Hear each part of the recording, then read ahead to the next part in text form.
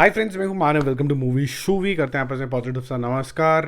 मैंने बॉडीज़ नाम की एक सीरीज़ देखी और ये सीरीज़ आपको क्यों देखनी चाहिए उसके बारे में बात करते हैं। पहले तो मैं ये बता दूं कि जब कभी भी आप कोई सीरीज़ देखते हो उसका एक पर्टिकुलर जॉनर जो होता है वो डिस्क्राइब हो जाता है कि ये टाइम ट्रैवल के ऊपर है, ये मिस्ट्री है, ये थ्रिलर है, ये पॉलिटिकल ड्रामा है, ये इस तरीके की है, ये उस तरीके की है। ये सब चीज़ें बातें चलती रहती हैं।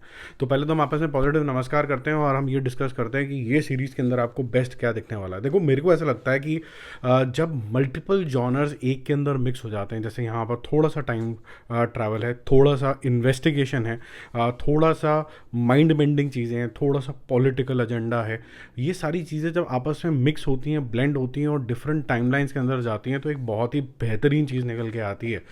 यहाँ पर मुझे सबसे अच्छी चीज़ जो लगी, जो मेरे ख्याल से बाकी लोगों को नहीं अच्छी लगेगी, वो ये है कि ये सीरीज़ जो है थोड़ी सी लंबी है। ये 8 एपिसोड की सीरीज़ है। बहुत तसल्ली बख्श काम किया गया। और वो क्यों? क्योंकि ये 4 टाइमलाइन में जाती है। जब आपने डार्क देखा होगा, उसके अंदर भी सबसे ज़्यादा कॉम्प्लेक्स चीज़ क्या थी?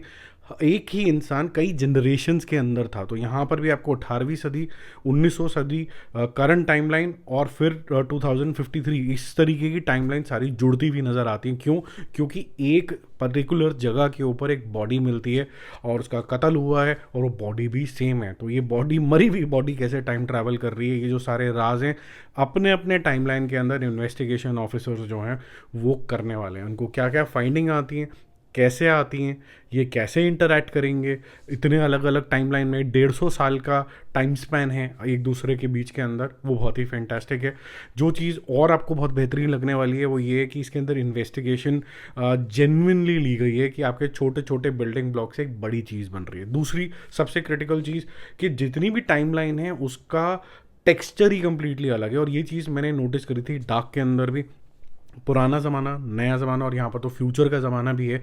ये सारे जो ज़माने हैं बिल्कुल अलग डिस्टिंक्ट तरीके का आपको फ्लेवर देते हैं, पर एट द सेम टाइम आपका जो इंटरेस्ट है वो सीरीज़ से नहीं जाता है। ये सबसे अच्छी चीज़ है, क्योंकि पहले 2 एपिसोड में तो कैरेक्टर बिल्डिंग भी हो रही होती है। आप सारे ये जो इन्वेस्टिगेशन करने वाले पुलिस हैं उनको जानने की कोशिश करते हो और साथ ही साथ में आप ये भी कोशिश करते हो समझने के लिए कि एक सीन से दूसरे सीन जो ये जंप हो रहा है ये हुआ क्या है और क्यों हुआ है, इसके पीछे क्या राज हो सकता है। और बहुत से लोग, मेरे को नहीं लगता कि गैस कर पाएंगे कि इसके पीछे क्या रियल इंटेंशंस रही हैं।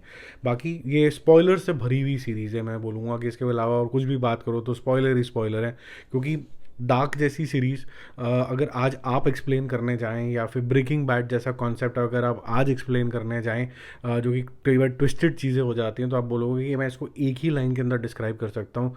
ये एक ऐसे इंसान की कहानी है जिसको थोड़ा सा लालच आ जाता है और वो फिर ऐसे एक मशीन बनाता है जिससे फिर वो आगे पीछे नहीं हो पाता है। ये डार्क की कहानी है, ठीक है। अब ये डार्क की कहानी अगर आप देखोगे जब इतने सारे सीजन्स, तो आप अप्रिशिएट करोगे कि कितनी कॉम्प्लेक्स थी। ऐसे ही यहाँ पर भी ये जो कॉम्प्लेक्स नेचर ऑफ इन्वेस्टिगेशन है, ब्रिटिश स्टाइल है, जो आपको मज़ा आएगा। थोड़ा सा एक्स्ट्रा फ्लेवर लग जाता है, शर्लक होम्स वाली फीलिंग ज़्यादा आ जाती है, वो आपको मज़ेदार लगने वाला है। इससे ज़्यादा मैं और कुछ नहीं बताऊंगा। Go and enjoy. My movie shoovy score will be pretty high because from a production stand point it is it's on a high value. So वो आपको काफ़ी बेहतरीन लगेगा। म्यूज़िक बहुत अच्छा सॉलिड है। जो कैरेक्टर की जो कास्ट है वो भी बहुत सेटिस्फाइंग आपको लगेगी। उनका लगेगा उनकी बॉडी लैंग्वेज से कि ये इन्वेस्टिगेशन वाले लोग हैं। डायरेक्शन की बात करें तो डायरेक्शन भी मेरे को लगता है कि काफ़ी सुलझी हुई है। एडिटिंग के बारे में जैसे मैंने बोला कि मुझे तो अच्छी लगी, कि मैं चाहता हूँ कि इस तरीके की जो सीरीज़ है थोड़ी लंबी हो, जहाँ पर मैं कैरेक्टर में पूरा डेवलप हो पाऊँ। कई लोगों को लगता है कि जल्दी जल्दी मामला निपट जाए, तो वो आप जिस कैटेगरी में आते हैं उस हिसाब से चूज़ कर लेना। मुझे ऐसे स्लो बर्नर्स जो हैं पर्सनली ज़्यादा पसंद आते हैं। जल्दी मिलते हैं और अपडेट्स से। Stay connected. Bye bye.